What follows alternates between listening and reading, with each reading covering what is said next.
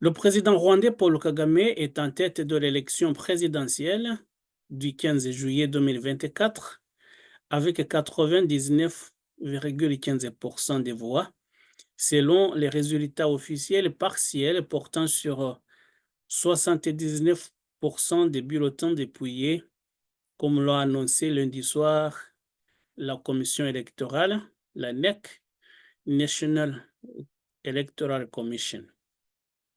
Selon les résultats partiels élus à la télévision nationale par la présidente de la commission électorale, Oda Gasinzigwa, les deux autres candidats, le candidat du Parti des Verts, Franck Habineza, et l'indépendant Philippe Maïmana, obtiennent respectivement 0,53% des voix et 0,32% des voix. Paul Kagame est donc en passe de réaliser un score encore plus important, supérieur à ces 98,79% de la présidentielle de 2017, après 95,05% en 2003 et 93,08% en 2010. Des résultats provisoires complets sont attendus le 20 juillet avant la proclamation des résultats définitifs le 27 juillet prochain. Le président Paul Kagame est d'ores et déjà remercié les Rwandais dans un discours au siège de son parti, le Front patriotique rwandais, le FPR, au pouvoir, et il a déclaré, je cite, « Les résultats qui ont été présentés indiquent un score très élevé. Ce ne sont que des chiffres. Ce ne sont pas que des chiffres. Même s'il s'agissait de 100%, ce ne sont pas que des chiffres. Ces chiffres montrent la confiance et c'est ce qui est le plus important. » Fin de citation. Je cite Paul Kagame. Et il faut savoir qu'au Rwanda, ce qu'on appelle des élections ne sont pas que ce ne sont pas des élections comme on les voit ailleurs. Ce qui est appelé élection au Rwanda du FPR, le Front patriotique rwandais, parti au pouvoir, est en réalité une comédie surréaliste de mauvais goût, destinée à montrer à l'opinion internationale que le président Paul Kagame est adulé par le peuple rwandais, qui est en réalité opprimé et terrorisé depuis 30 ans déjà. Le système politique est verrouillé, avec des médias sous contrôle et des opposants poussés à l'exil par crainte des arrestations arbitraires pratiquées justement par les bras d'acier du pouvoir. C'est d'ailleurs ce qu'annonce l'organisation de défense des droits de l'homme Human Rights Watch, mais on le sait déjà. La mise en scène électorale au Rwanda consiste d'abord à écarter les candidats qui pourraient faire de l'ombre au président Paul Kagame. Ainsi, la présidente du parti d'Alpha Umurinzi, Victoire Ingabire, a vu la justice rejeter sa demande de restauration de ses droits civiques afin qu'il puisse se présenter justement à l'élection présidentielle. Et ces droits civiques, elle en avait été déchue avec sa condamnation en 2013 à 15 ans de prison parce qu'elle avait dénoncé les pratiques du parti au pouvoir et que justement les officiels de ce parti-là, elle avait accusé de minimisation du génocide. Elle a été libérée en 2018 par la grâce présidentielle. La candidature d'une autre voix discordante, Diane Rwigara, a été invalidée par la commission électorale à raison de documents non conformes. Elle avait déjà été écartée de la dernière présidentielle de 2017, accusée de falsification de documents et arrêtée avant d'être blanchie par la justice en 2018, après une année passée en prison quand même.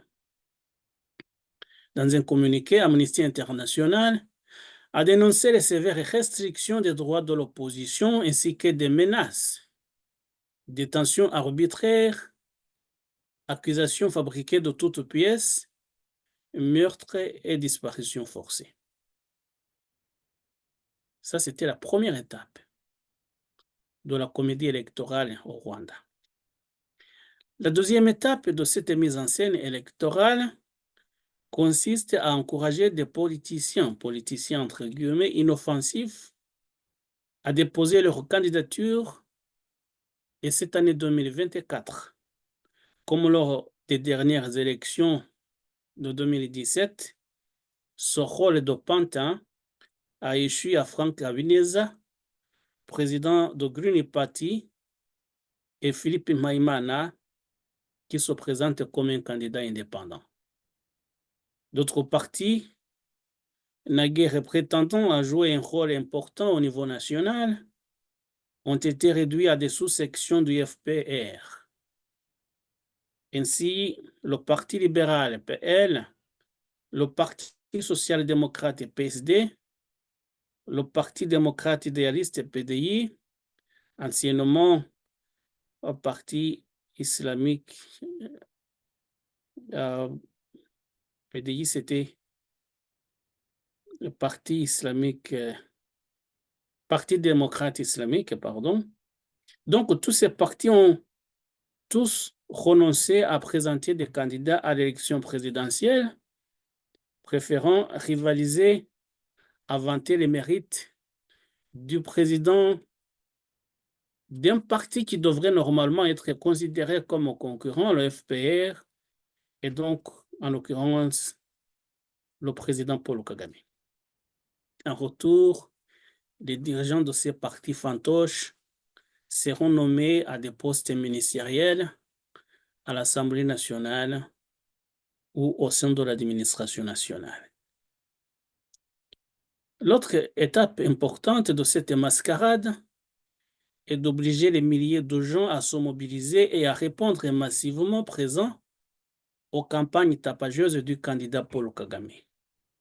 Les gens vont ainsi se bousculer afin de se montrer aux places bien en vue pour qu'ils puissent mériter des récompenses réservées aux courtisans zélés. Ce à quoi on vient d'assister au Rwanda ne doit donc pas être considéré comme une campagne électorale normale, mais plutôt comme une série d'événements malheureux et traumatisants dans lesquels les Rwandais s'affichent comme heureux et glorifiant la personne du président Paul Kagame, alors que intérieurement, ils souffrent de la brutalité des services de sécurité dont ils ont été victimes pour la plupart du temps. Et derrière les rideaux, nombreux en effet sont ceux qui sont torturés et qui subissent des sévices de toutes sortes pour la simple raison qu'ils n'ont pas suffisamment chanté la gloire du tout-puissant Paul Kagame. Cela, tout le monde le sait. Les Rwandais membres du parti au pouvoir, le Front patriotique rwandais au pouvoir, le savent et se taisent. Les membres de l'opposition rwandaise le savent et le dénoncent. Et la communauté internationale le sait et détourne le regard. C'est malheureux. En attendant que la situation change, disons simplement que contrairement à ce qui est officiellement annoncé, claironné, Paul Kagame ne jouit aucunement de la confiance du peuple rwandais. Il s'impose par la terreur et l'instinct de survie pousse les uns et les autres à l'acclamer, à chanter sa gloire et à lui déclarer leur amour sans borne. Mais en réalité, le peuple rwandais souffre et appelle au secours.